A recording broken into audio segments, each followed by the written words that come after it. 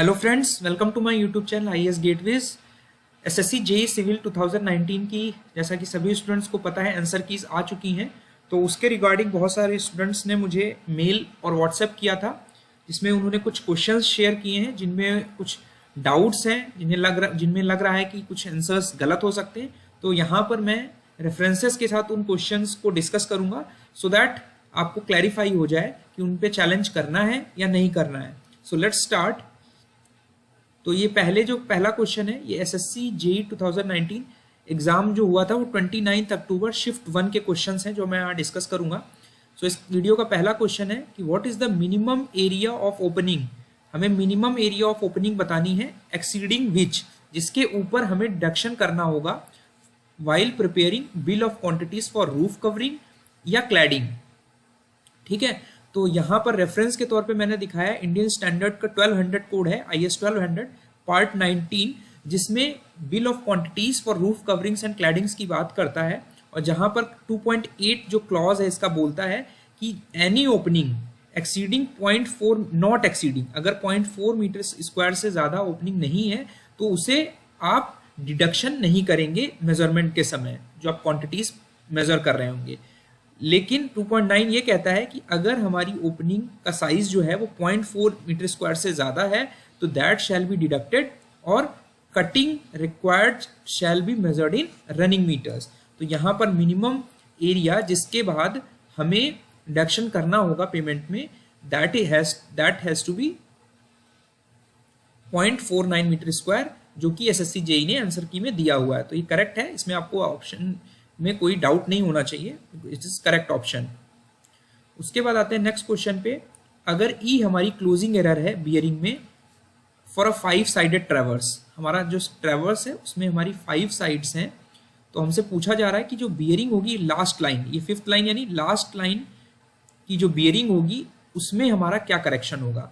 तो हमारा जो रेफरेंस है वो है एसके दुग्गल की सर्वेइंग पार्ट 1 की जो बुक है, उसमें क्लैरिफाई किया हुआ है कि जो क्लोजिंग एरर है, ठीक है, that is the bearing which is the difference between the bearing of the last line as observed at the first and the last station of the traverse. तो यहाँ 5 साइडेड ट्रैवर्स है, तो यहाँ पे number of N की जो value होगी वो 5 हो जाएगी। और अगर हम ई की वैल्यू क्लोजिंग एरर है तो फर्स्ट बियरिंग के लिए जो करेक्शन रिक्वायर्ड होगा वो एन होगा, और लास्ट बियरिंग के लिए हमारा जो करेक्शन होगा N times E by N होगा। तो यहाँ पर हमारी 5th लाइन यानी ट्रेवर्स के लिए ये लास्ट लाइन लास्ट बियरिंग हो जाएगी, तो यहाँ पर 5 इंटू ई बाई 5 हो जाएगा, तो हमारी जो वैल्यू आएगी वो ई आएगी। तो बहुत सारे स्टूडेंट्स को ऑप्शन 1 में डाउट था, पर ये आंसर करेक्ट दिया हुआ है। करेक्ट ऑप्शन जो होगा वो ऑप्शन सेकेंड ही होगा। ठीक है, उसके बाद नेक्स्ट क्वेश्चन है कि which of the following is a plantation type of crop. तो प्लांटेशन टाइप क्रॉप्स हमारी क्या होती हैं, जो हाई वैल्यू कमर्शियल क्रॉप्स होती हैं, जो कि एग्रीकल्चरल इकोनॉमी और ट्रेडिंग वगैरह में यूज की जाती है डेवलपिंग और डेवलप कंट्रीज में। तो जो क्रॉप्स हैं वो हमारी betel nut, cardamom, cashew, cocoa, coconut, coffee, oil palm, rubber, tea are the major crops grown on plantation scale. तो यहाँ पर मैंने एक स्टैंडर्ड रेफरेंस का भी बुक का भी रेफरेंस दिया है कि जिसमें जो प्लांटेशन क्रॉप है वो हमारी rubber, palm oil, coconut, sugar, cocoa, coffee and tea, ये सारी हमारी हाई वैल्यू कमर्शियल क्रॉप्स में आती हैं। तो यहाँ पर जो करेक्ट आंसर होगा वो हमारा टी होगा, जो कि एसएससी जेईई ने आंसर की में दिया है। तो ये क्वेश्चन बिल्कुल सही है, इसमें आपको ऑब्जेक्शन रेज नहीं करना है। उसके बाद आते हैं नेक्स्ट क्वेश्चन पे कि एयरपोर्ट और रनवे बनाने के लिए जो हम कंक्रीट यूज कर रहे हैं उसमें जो एग्रीगेट यूज होने वाला है, उसके लिए जो एग्रीगेट की इम्पैक्ट वैल्यू है उसकी लिमिट्स हमसे पूछी जा रही हैं। तो यहाँ पर एक स्टैंडर्ड बुक है Bahruddin PVP Murthy testing of construction material, जहाँ पर ये लिखा हुआ है कि जो एग्रीगेट इम्पैक्ट वैल्यू है that should not exceed 30% for concrete wearing surface. जहाँ पे कंक्रीट को एज अ वियरिंग सरफेस हम यूज कर रहे हैं, जैसा कि हमारे रनवेज, जो हाईवे पेमेंट्स होते हैं, रोड्स होती हैं, वहां पर हमारी एग्रीगेट की इम्पैक्ट वैल्यू 30% मैक्सिमम होगी। और अदर जगह पे, अदर जहां पर कंक्रीट को हम अदर देन वियरिंग सरफेस पे यूज करें, जैसे मान लीजिए कॉलम है आपका, तो कॉलम में जो आप कंक्रीट यूज करें वहां पर एग्रीगेट की इम्पैक्ट वैल्यू हम 45% तक ले जा सकते हैं। तो मैक्सिमम वैल्यू यहाँ पर बिकॉज एयरपोर्ट के रनवे के लिए पूछ रहा है, तो ये हमारा वियरिंग सरफेस की कैटेगरी में आता है। तो हमारा जो लिमिट होगा वो 30% बाई वेट होगा ऑफ द एग्रीगेट्स। तो ये करेक्ट आंसर हमारा ऑप्शन ए ही होगा, इसमें भी आपको ऑब्जेक्शन रेज करने की जरूरत नहीं है। और अगर और भी स्टैंडर्ड रेफरेंसेस की बात करें तो इंडियन स्टैंडर्ड 383 का जो कोड है वो भी सजेस्ट करता है कि एग्रीगेट की जो इम्पैक्ट वैल्यू है, ठीक है, वो हमारी 45% बाई मास ऑफ एग्रीगेट्स नहीं एक्सीड होना चाहिए for concrete other than wearing surfaces, और अगर आप वियरिंग सर्फेस में यूज कर रहे हो तो इट शुड नॉट एक्सीड 30%। तो यहाँ पर आपको ऑब्जेक्शन नहीं रेज करना है। उसके बाद आते हैं नेक्स्ट क्वेश्चन में, बोल रहा है कि हमारा 24 lakh litres of water passes through a sedimentation tank. एक सेडिमेंटेशन टैंक है जिससे इतना पानी हमारा पास हो जा रहा है। इट मींस कि जो वॉल्यूम हमारा टैंक की है वो आप ले सकते हो 24 लाख लीटर, यानी 24 इसको डिवाइड बाई 1000 कर देंगे तो आपका मीटर क्यूब में चेंज हो जाएगा, तो 2400 मीटर क्यूब हो जाएगा। और हमारा दिया है कि जो रेट है, जो डिस्चार्ज रेट है वो है 300 क्यूबिक मीटर पर डे। तो हमारा डिटेंशन टाइम जो होगा that is V by Q. आप इसमें वैल्यू सब्स्टिट्यूट करोगे 2400 डिवाइडेड बाई 300, तो ये आ जाएगा हमारा 8 डेज, ठीक है। तो इनमें से कोई भी ऑप्शन मैच नहीं कर रहा है, तो इस क्वेश्चन में आपको ऑब्जेक्शन रेज करना है। इसमें कोई भी ऑप्शन करेक्ट नहीं है, ठीक है, इसमें आपको ऑब्जेक्शन रेज करना है। उसके बाद नेक्स्ट क्वेश्चन आते हैं हम एसएससी जेई 2019 का जो एग्जाम 30 अक्टूबर को शिफ्ट 1 में हुआ था, उसमें जो क्वेश्चंस स्टूडेंट्स ने मुझे शेयर किए हैं वो डिस्कस कर लेते हैं। The interface treatment provided to plug in voids of porous surface. Porous surface की वॉइड्स को प्लग करने के लिए जिस ट्रीटमेंट इंटरफेस का यूज करते हैं, और साथ ही साथ लूज जो पार्टिकल्स हैं बिटुमिनस पेमेंट्स के, उसको भी हम बॉन्ड करने के लिए यूज करते हैं। तो वो करेक्ट आंसर जो होगा वो प्राइम कोट होगा। यहाँ पर मैंने इंडियन IRC कोड, जो इंडियन रोड कांग्रेस का कोड है, वहां से रेफरेंस लिया है, जहां पर एक क्लियरली मेंशन्ड है कि जो हम प्राइमिंग कर रहे हैं, यानी प्राइम कोड जो यूज कर रहे हैं, उसके जो ऑब्जेक्टिव्स हैं that is to penetrate the existing base course surface so as to plug the capillary voids. तो यहाँ पर करेक्टली मेंशन्ड है कि हम कैपिलरी वॉइड्स को प्लग करने के लिए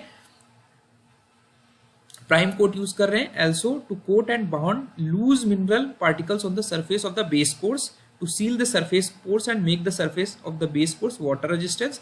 और साथ ही साथ जो एडिशन है बेस और superimpose bituminous surface course में in conjunction with tack coat, ये सारे प्राइमरी हमारे फंक्शंस हैं जो प्राइम कोट के लिए यूज किए जाते हैं, ठीक है। ये IRC कोड का जो मैनुअल्स हैं उनकी मैं आपको स्क्रीनशॉट दिखाई, किसी बुक के नहीं है। और जो टैग कोट है, टैग कोट में अगर आप देखोगे तो tack coat is very light application of low viscosity liquid bituminous material to an existing bituminous cement, concrete are primed granular surface to ensure a bond between the surface being paved and overlying course. The tag coat material is not expected. यहाँ पे आप देख रहे हैं ना, यहाँ पर clearly लिखा है it is not expected to penetrate into pavement for this reason. तो यहाँ पर कैपिलरी वॉइड्स का जो सील करने की बात आती है, कि कैपिलरी वॉइड्स को प्लग करने की बात आती है, वो टैग कोट हमारी फंक्शनैलिटी के लिए यूज नहीं किया जाता है। उसका जो बेसिक पर्पस है to provide adequate bond between the two layers, that is the primary purpose of the tag coat, ठीक है। तो यहाँ पर प्राइम कोट ही हमारा करेक्ट आंसर होगा, इसमें भी आपको ऑब्जेक्शन रेज नहीं करना है। उसके बाद आते हैं head loss due to friction in a circular pipe of diameter under laminar flow is inversely proportional to. इस क्वेश्चन में बहुत सारे स्टूडेंट्स को, लगभग सभी स्टूडेंट्स को डाउट है। तो हम बात करते हैं कि जो लैमिनार फ्लो, यहाँ पर पूछा जा रहा है कि हमारा पहले तो दे दिया कि हमारा लैमिनार फ्लो है, तो जब लैमिनार फ्लो के लिए आप हेड लॉस के लिए इक्वेशन डराइव करते हैं, वहां पर आपको जाना है। तो उसका जो रिजल्ट है आप याद करोगे तो ये रिजल्ट हमारा ये आता है P1 minus P2 upon L, which is the head loss is equal to 32 mu, mu is the viscosity, V is the mean velocity, जो कि हमारा पानी जिस वेलोसिटी से फ्लो कर रहा है, जो भी विस्कस लिक्विड है, डिवाइडेड बाई d²। अब V की जो वैल्यू है इसको आप 4Q अपॉन पाई d² रखेंगे, तो जो आपकी इक्वेशन बनती है एक्चुअल में हेड लॉस की, वो होती है हमारी लैमिनार फ्लो के लिए 128 mu Q upon pi d4। तो HF is directly proportional to Q and inversely proportional to D की power 4, and this is the case जब हमारा फ्लो जो है लैमिनार है। तो ये जो मैंने आपको स्क्रीनशॉट दिखाया है मोदी सेट स्टैंडर्ड बुक है, वहां का है। तो आपको वो जो आप हैगन-पॉसली इक्वेशन से जो डायरेक्टली आप अप्लाई करते हो, जो अभी मैं बात कर लेता हूं उसकी भी। तो ये जो 13.117 इक्वेशन है, ये इक्वेशन हमारी Hagen Poiseuille equation for laminar flow के लिए जानी जाती है। ठीक है, तो ये इक्वेशन आपको हैगन पॉसली इक्वेशंस है, जिसके बेसिस पर हमारा जो लैमिनार फ्लो में हेड लॉस है फ्रिक्शन की वजह से, वो हमारा इनवर्सली प्रोपोर्शनल डी की 4th पावर के बराबर है। तो ये करेक्ट ऑप्शन है, इस पे भी आपको ऑब्जेक्शन नहीं रेज करना है। अब आते हैं, जो बच्चों को डाउट है उस पर बात कर लेते हैं कि जब हम इसको सिंप्लीफाई करते हैं, दूसरे फॉर्म में लेके जाते हैं, बिकॉज ये जो इक्वेशन है ये स्पेसिफिकली लैमिनार फ्लो से के लिए डेराइव हुई हमारी। ठीक है, तो if HF represent the drop in pressure head, तो ये इक्वेशन हमने डेराइव की थी। इसको सिंप्लीफाई करके हमने क्या किया, 64/RE के फॉर्म में लिखकर ये इक्वेशन डेराइव कर ली, जो कि हमारी इस इक्वेशन के बराबर थी। ठीक है, तो ये जो हमारा फैक्टर है ये हमारा कहला जाता है फ्रिक्शन फैक्टर, जिसको 64/RE in case of laminar flow बोलते हैं। ठीक है, तो ये इक्वेशन जो है आपकी, ठीक है, ये वैल्यू आपकी लैमिनार फ्लो के लिए एप्लीकेबल है। ठीक है, अब जब आप जैसे ही 64/RE के लिए RE की जगह F रख देंगे, तो आपकी एक इक्वेशन आ गई, HF is equal to FLV² / D/2G। तो ये equation is applicable both for laminar flow and turbulent flow. ठीक है, तो लैमिनार फ्लो के लिए F की वैल्यू आप जब 64/RE रखेंगे और इसको आप इस फॉर्म में कन्वर्ट कर सकते हैं जो हमने डेराइव किया था। बट टर्बुलेंट फ्लो के लिए आप डायरेक्टली F की वैल्यू जो है वो हमारी सरफेस रफनेस और भी अदर फैक्टर्स पर डिपेंड करती है, तो हम यहाँ पे F को डायरेक्टली D के फॉर्म में नहीं लिख सकते। तो V की जो वैल्यू है वो हमारी 4Q/πD² होगी। इसको आप जब यहाँ रखोगे तो ये हमारा जो आएगा डिस्चार्ज, वो हमारा Q²/D⁵ आ जाएगा। तो टर्बुलेंट फ्लो के केस में हमारा जो head loss due to friction है that is of D⁵ inversely proportional. अब आते हैं इसी चीज को अगर रेफरेंस के तौर पे देखें, फॉरेन राइटर की स्टैंडर्ड बुक है, वहां पर ये लिखा हुआ है कि head loss from friction for laminar flow can be seen to be proportional to flow rate and inversely proportional to diameter raise to 4th power, जहां से ये क्वेश्चन फ्रेम किया गया है। तो ये हमारा क्लियरली कह रहा है कि HF जो है इनवर्सली प्रोपोर्शनल टू D⁴ है। और अगर if H head loss from friction for turbulent flow is rewritten in terms of rate and substitution of 4Q/πD² for V yields, ये इक्वेशन मिलेगी। तो हमारा head loss from friction for turbulent flow is approximately proportional to square of flow rate and approximately inversely proportional to diameter raise to 5th power. ठीक है, तो ये condition हमारी turbulent flow के केस पे ही आप लिख सकते हो। ठीक है, तो यहां पर करेक्ट आंसर है, इस पे आपको ऑब्जेक्शन रेज नहीं करना है। आपको जब भी लैमिनार फ्लो से पूछा जाता है तो आपको ये इक्वेशन याद रखनी, 128 μQL/πD⁴, जो कि हैगन पेस्ली की ओरिजिनल फॉर्म की इक्वेशन है। ठीक है, उसके बाद आते हैं नेक्स्ट क्वेश्चन पे कि कारपेट एरिया जो होता है रेजिडेंशियल बिल्डिंग्स में, वो हमारा प्लिंथ एरिया का कितना % होता है। तो पुरुषोत्तम राज की बिल्डिंग मटेरियल कंस्ट्रक्शन टेक्नोलॉजी की बुक आती है, जहां पर क्लियरली मेंशन्ड है कि कारपेट एरिया हमारा यूजेबल एरिया होता है बिल्डिंग का, जो हम यूज करते हैं। और रेजिडेंशियल बिल्डिंग में वरांडा, बाथरूम और स्टेयर केसेस को एक्सक्लूड करके हमारा जो एरिया है कारपेट एरिया, वो हमारा 50 to 60% of the total area. Total area क्या होगा हमारा, बेसिकली प्लिंथ एरिया हम कह सकते हैं। ठीक है, तो it is taken as 50 to 60% of the plinth area. तो यहां पर करेक्ट आंसर जो होगा वो ऑप्शन ए होगा। उसके बाद नेक्स्ट क्वेश्चन पे आते हैं कि यहाँ पे अल्ट्रासोनिक पल्स वेलोसिटी टेस्ट दिया हुआ है। तो अल्ट्रासोनिक पल्स वेलोसिटी टेस्ट जो है वो हम वेट कंक्रीट या फ्रेश कंक्रीट में भी यूज कर सकते हैं, और हमारा जो हार्डन कंक्रीट है उसमें भी यूज कर सकते हैं। लेकिन हम जो स्ट्रेंथ का एस्टिमेशन करते हैं वो हम अल्ट्रासोनिक पल्स वेलोसिटी से केवल हार्डन कंक्रीट में करते हैं। फ्रेश कंक्रीट में जब हम इसे यूज करते हैं, it is only use to assess the quality of in situ fresh concrete. यहां पर क्लियरली मेंशन्ड है, ML गांभीर की बुक है, कि this method can be assessed to quality of the in situ fresh concrete soon after it is placed in the forms and compacted. ठीक है, तो fresh concrete के लिए हमारी जो अल्ट्रासोनिक पल्स वेलोसिटी आती है वो 2 km/s आती है, जिससे हम ये जज कर सकते हैं कि हमारी होमोजेनिटी कैसी है कंक्रीट की, प्रॉपरली हमारा कॉम्पैक्शन हो रहा है या नहीं हो रहा है।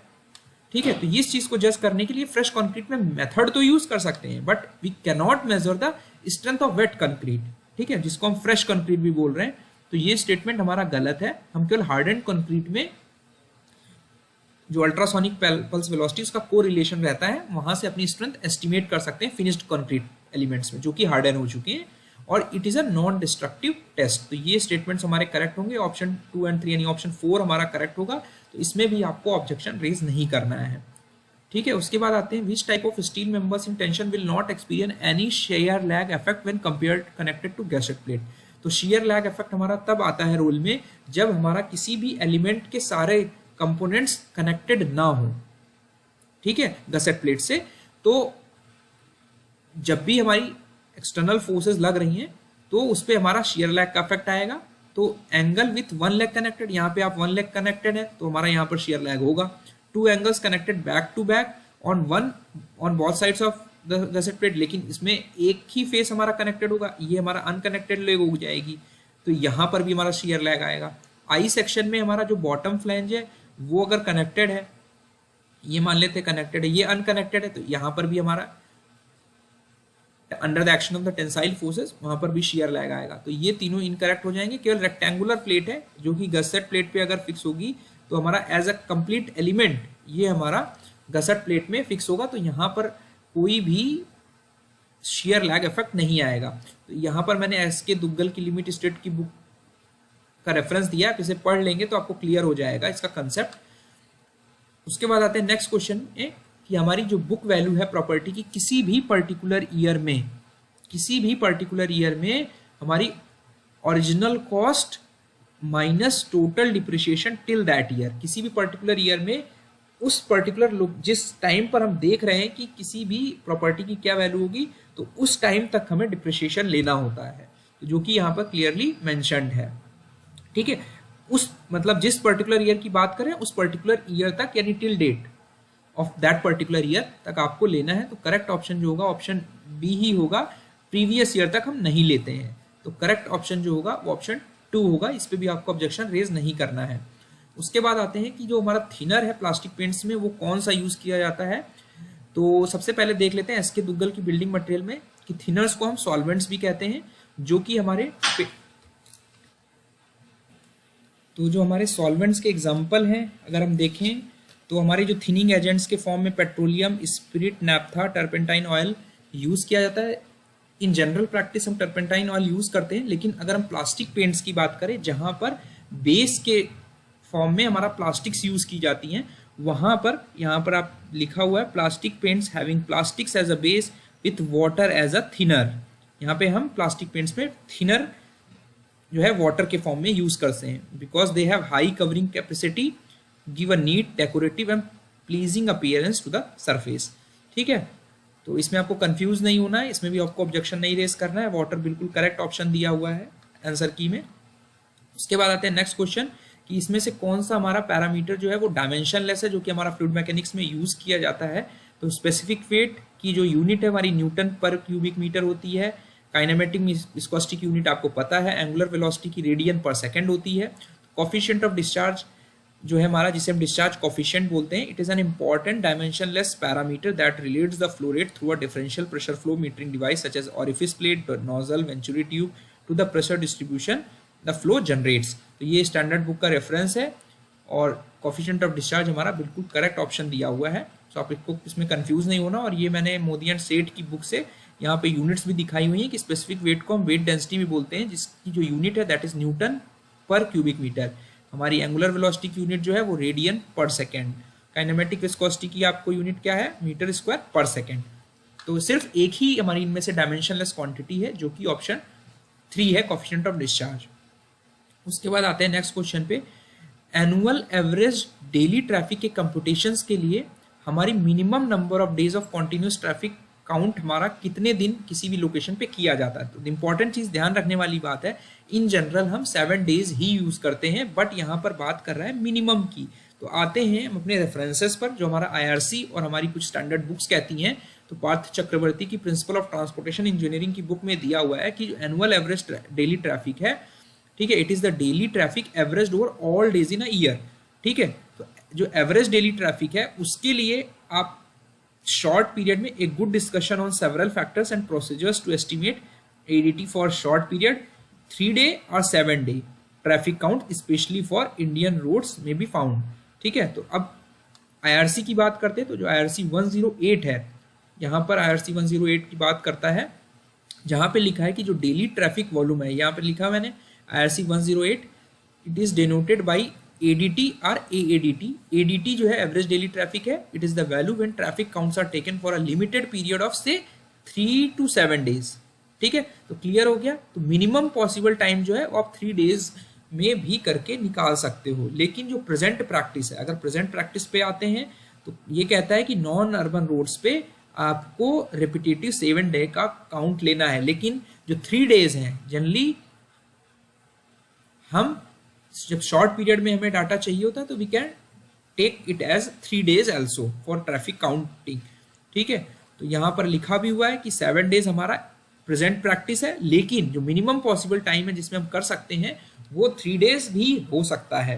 तो यहाँ पर भी आपको ऑब्जेक्शन नहीं रेज करने की जरूरत है, बिकॉज यहाँ पर मिनिमम बोल रहा है, ऑलरेडी मिनिमम बोल रहा है, तो 3 days is the correct answer. ठीक है, उसके बाद हमारा नेक्स्ट क्वेश्चन है कि जो भी रेनफोर्स कंक्रीट की कॉलम फुटिंग्स हैं उसमें minimum value of nominal cover thickness to be provided for meeting the durability requirements. तो वेरी सीवियर कंडीशंस में हमारे जो कंक्रीट एक्सपोज्ड है कोस्टल रिक्वायरमेंट, कोस्टल एनवायरमेंट में, सी वाटर स्प्रे में, corrosive fumes or severe freezing conditions में, concrete in contact with or buried under aggressive or subsoil ground water, जिसके बारे में अपने IS 456 के कोडल प्रोविजंस के एक्सप्लेनेशन में डिटेल में डिस्कस किया हुआ है। सो अगर 26.42 क्लॉज देखेंगे वहाँ पर नॉमिनल कवर दिया हुआ है टू मीट ड्यूरेबिलिटी रिक्वायरमेंट्स। तो वेरी सीवियर के केस में हमारा जो कवर की रिक्वायरमेंट है वो 50 mm है। ठीक है, तो कंफ्यूज नहीं होना, बहुत सारे स्टूडेंट्स को डाउट था कि 75 भी हो सकता है। और ये चीज़ ध्यान रखना है कि जब आप कॉलम फुटिंग्स में यूज़ कर रहे हो, फुटिंग्स में यूज़ कर रहे हो, तो वहाँ पर मिनिमम कवर जो है वो 50 mm होना ही चाहिए। तो वेरी सीवियर में 50 mm ऑलरेडी है, तो दोनों कंडीशन सूट कर रहा है, तो यहाँ पर करेक्ट आंसर जो होगा वो 50 mm ही होगा। इसमें भी आपको ऑब्जेक्शन रेज करने की जरूरत नहीं है। आई होप मेरे वीडियो आपको पसंद आया होगा। सो ओवरऑल अगर देखें तो सिर्फ एक क्वेश्चन में, जितने भी क्वेश्चन अभी तक स्टूडेंट्स ने भेजे हैं उसमें से सिर्फ एक क्वेश्चन में आपको ऑब्जेक्शन रेज करना है, जो 29 अक्टूबर शिफ्ट 1 में पेपर हुआ था। ठीक है, और भी अगर कुछ क्वेश्चंस हैं जिसमें भी स्टूडेंट्स को डाउट है तो आप मुझे अभी शेयर कर सकते हो। आज लास्ट डेट है, तो मैं शाम तक उनकी कोशिश करूंगा आपको एक्सप्लेन कर दूं उनके रेफरेंसेस के साथ। Thank you, all the best.